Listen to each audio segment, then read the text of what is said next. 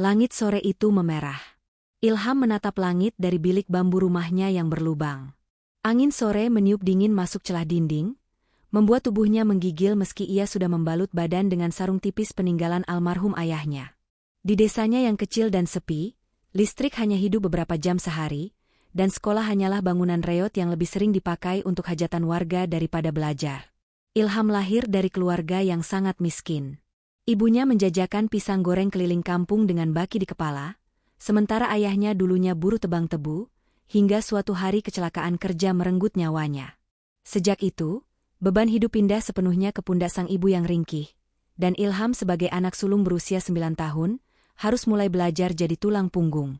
Setiap pagi, Ilham menyusuri jalan tanah sejauh 5 kilometer menuju sekolah. Seringkali tanpa sarapan, hanya minum air dari kendi bambu.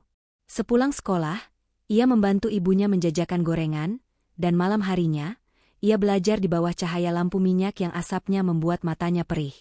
Tapi ada satu hal yang tidak pernah padam di dalam dirinya: harapan. Suatu hari nanti, aku akan bawa ibu keluar dari kemiskinan ini, tekadnya dalam hati. Ketika SMP, ia mulai mencari tambahan uang dengan mencangkul kebun tetangga dan mengangkut air. Semua uang receh ia kumpulkan dalam kaleng bekas biskuit. Dia menolak untuk merokok seperti teman-temannya, tak pernah main game di warnet, dan memilih menghafal pelajaran di pojok masjid. Ketika semua orang tidur, Ilham masih duduk mengerjakan soal-soal fisika dari buku bekas sobek-sobek yang ia temukan di tempat sampah sekolah. Lulus SMP, Ilham diterima di SMA unggulan kabupaten dengan beasiswa.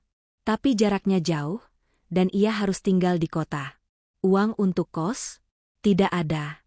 Maka ia tinggal di masjid, menjadi marbot dengan imbalan tempat tidur di lantai, dan makan seadanya dari jamaah.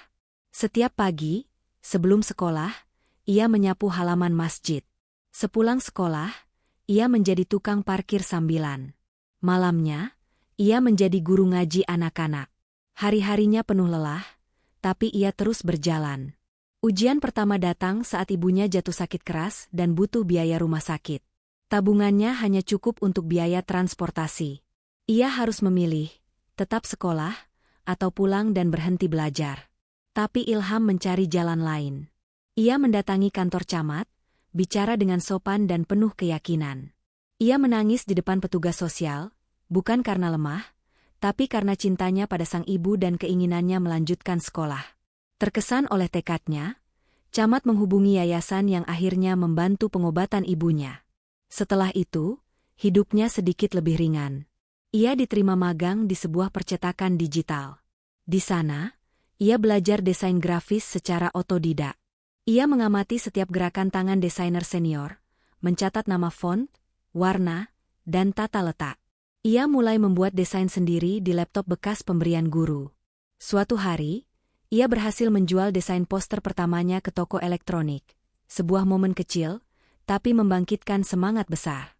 Lulus SMA dengan nilai tinggi, Ilham mendapat beasiswa penuh ke universitas negeri. Di kota besar, hidup lebih keras. Ia tinggal di kontrakan kecil bersama 3 teman lain.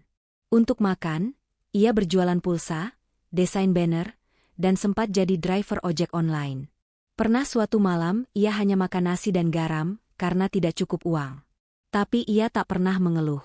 Saat kuliah, Ilham mendirikan komunitas Langkah Kecil, sebuah gerakan sosial untuk membantu anak-anak desa mendapatkan akses pendidikan. Ia mulai dari 1 dus buku, kemudian mengumpulkan relawan, mengajar anak-anak jalanan, dan membuat taman baca di kampung kumuh. Gerakannya viral, diliput media lokal, hingga didukung beberapa donatur. Usai kuliah, Ilham mendapat tawaran kerja di perusahaan besar. Gaji besar, kantor mewah. Tapi dia memilih jalur yang lain. Ia kembali ke desa. Ia bangun sekolah alternatif gratis dengan sistem gotong royong. Ia gunakan tabungan dan bantuan dari relawan. Di sekolah itu, anak-anak belajar dengan gembira tanpa rasa takut. Ia mengajari coding di dusun, membuat anak petani bisa membangun aplikasi. Ia menciptakan peluang baru dari keterbatasan lama. Ia membangun koperasi kecil untuk ibu-ibu, agar tidak lagi terjerat rentenir. Ia bangun rumah produksi makanan lokal. Desa yang dulu gelap dan murung, perlahan menjadi terang dan penuh harapan. Tahun-tahun berlalu, dan Ilham mendapat banyak penghargaan. Tapi dia tak pernah lupa asalnya. Ia tetap tinggal di rumah kayu sederhana di pinggir sawah. Ia tetap menyapa semua orang dengan senyum, dan menyimpan baki gorengan almarhum ibunya sebagai kenangan. Saat suatu hari wartawan bertanya apa rahasia kesuksesannya, Ilham menjawab pelan. Saya hanya melangkah. Langkah kecil. Tapi tidak pernah berhenti. Dan dari langkah kecil itulah, dunia berubah. Ilham masih ingat betul malam ketika ia pertama kali tidur di terminal kota, sendirian, setelah gagal ikut pelatihan desain karena telat datang. Ia tidak punya ongkos pulang, dan satu-satunya pilihan adalah tidur di bangku besi yang dingin, beralas koran. Hujan malam itu mengguyur deras, membuat tubuhnya menggigil. Tapi justru di saat itulah ia berjanji, bahwa ia harus menemukan jalan keluar dari lingkaran kemiskinan yang menjerat keluarganya turun-temurun. Keesokan paginya, dengan mata sembab dan pakaian basah, ia melamar kerja serabutan di kios fotokopi. Meski hanya sebagai tukang antar berkas, ia anggap itu sebagai peluang. Ia memperhatikan komputer yang digunakan operator, bertanya diam-diam bagaimana cara edit foto, bagaimana cetak brosur, dan bagaimana mengatur layout. Dalam diam, ia belajar. Setiap malam sepulang kerja, ia mencoba ulang di warnet dengan sisa recehan, membuat desain sederhana. Waktu berlalu. Ilham mulai dikenal sebagai anak desain di kampus. Ia membuka jasa desain murah untuk tugas akhir mahasiswa.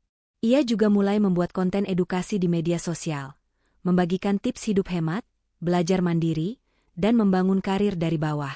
Tak disangka, kontennya disukai banyak orang. Ia tak hanya membagikan kisah, tapi juga harapan. Satu titik balik besar datang ketika ia ditunjuk menjadi pembicara di Seminar Nasional Mahasiswa Berprestasi. Di hadapan ribuan orang, ia bercerita bukan dengan data, tapi dengan air mata.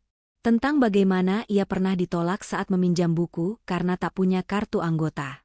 Tentang bagaimana ibunya harus menahan lapar agar ia bisa beli alat tulis. Dan bagaimana ia pernah hampir menyerah, tapi tidak pernah berhenti melangkah. Tepuk tangan panjang mengiringi akhir pidatonya. Sejak itu, Ilham bukan lagi sekadar anak desa miskin. Ia menjadi simbol perubahan. Tapi ia tidak larut dalam popularitas. Ia pulang. Ia membangun kembali tanah kelahirannya. Desanya yang dulu sunyi, kini ramai oleh mahasiswa relawan yang datang tiap bulan untuk mengajar. Jalan setapak diperbaiki karena banyak tamu datang. Perekonomian tumbuh karena pelatihan UMKM yang ia gagas. Ilham juga menginisiasi Kampung Coding, program gratis yang mengajarkan pemrograman kepada anak-anak dan remaja desa. Anak-anak yang tadinya tak tahu apa itu komputer, kini membuat aplikasi sederhana. Bahkan, ada yang berhasil menjuarai lomba inovasi teknologi tingkat provinsi. Tapi tentu, jalannya tidak selalu mulus. Ada masa ketika dana bantuan tak cair, dan proyek sekolah hampir tutup. Ada pula saat ia difitnah oleh oknum aparat, karena dianggap mencuci uang, karena banyak donasi masuk. Bahkan, ada tetangga yang menuduhnya hanya mencari sensasi. Tapi Ilham tetap tenang. Ia tidak membalas dengan amarah, hanya membalas dengan kerja nyata. Lambat laun, orang-orang sadar bahwa niat Ilham murni. Suatu ketika, salah satu murid dari sekolahnya yang dulu tak bisa membaca, berhasil diterima di Fakultas Kedokteran dengan beasiswa penuh. Murid itu kemudian pulang dan membuka klinik gratis di desa. Ilham meneteskan air mata ketika melihat anak-anak didiknya kini mampu menolong orang lain. Baginya, itulah puncak kebahagiaan, ketika perjuangannya membuahkan perubahan, bukan hanya untuk dirinya, tapi untuk banyak orang. Ilham kemudian mendirikan Yayasan Langkah Kecil, dengan misi menyebarkan pendidikan merata ke pelosok Indonesia. Ia mulai keliling negeri. Ke Papua, ke pelosok Kalimantan, ke pedalaman Sumba. Ia naik perahu, naik motor butut, mendaki bukit, menyusuri sungai, semua demi satu tujuan, membawa pendidikan dan harapan ke tempat yang dilupakan dunia. Ia tidak mencari pujian. Ia tidak peduli dengan penghargaan. Bahkan ketika namanya disebut sebagai penerima, tokoh perubahan Indonesia, ia hanya berkata, "Saya hanya anak kampung yang tak mau berhenti bermimpi." Dan mimpi itu kini menular ke ribuan anak-anak pelosok. Mereka yang dulunya putus sekolah, kini kuliah. Mereka yang dulu bekerja di ladang sejak kecil, kini bisa merakit robot. Mereka yang dulu hanya tahu lumpur dan kerbau, kini tahu coding, presentasi, dan menulis puisi. Cerita Ilham belum berakhir. Masih banyak kampung yang belum ia kunjungi. Masih banyak anak yang butuh inspirasi.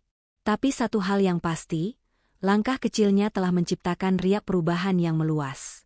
Ia membuktikan bahwa keberhasilan bukan soal dari mana kita berasal, tapi soal seberapa jauh kita mau berjalan. Di akhir hidupnya kelak, Ilham mungkin tidak punya rumah mewah atau mobil mahal. Tapi ia punya sesuatu yang lebih berharga, jejak kebaikan yang tertanam di hati ribuan orang. Dan itulah warisan sejati seorang pejuang hidup.